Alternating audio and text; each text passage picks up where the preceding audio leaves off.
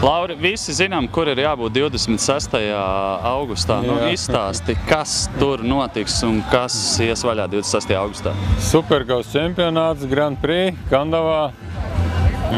Šī gada 4. posms. Un atlikuši tad vēl tikai 2, Kandava un Saldus.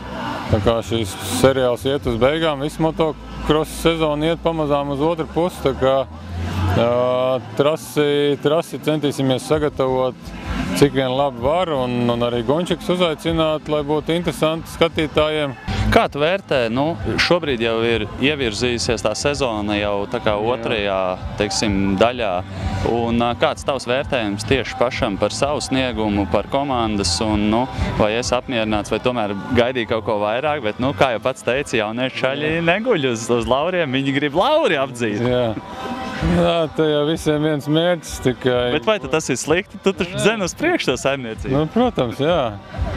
Visiem ir tas viens mērķis, bet tie pirmie posmi, pirmais pavisam bija traks, jo ar to organizēšanu, kas bija jādara, bija tik milzam daudz, un es pats nebija tas gončiks, kas man būtu jābūt.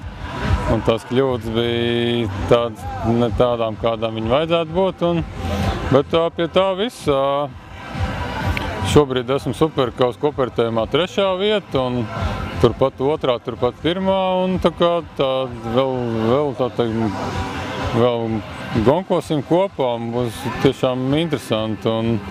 Un ja vēl, jā, tiešām no tā leģionāra kāda vēl piebrauc, kas tur pa starp kaut kur mums varētu būt, tas vēl dos tādu odziņu.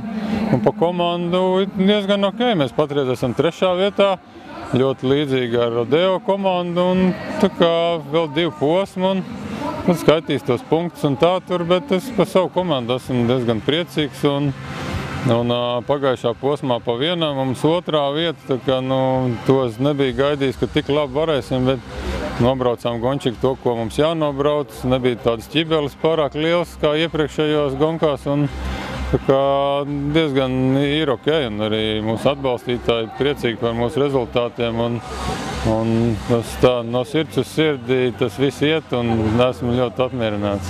Super, paldies, un veiksmi gan tev, gan arī tavai stūrētajai komandai. Jā, un arī veiksmi jūsu kaķim.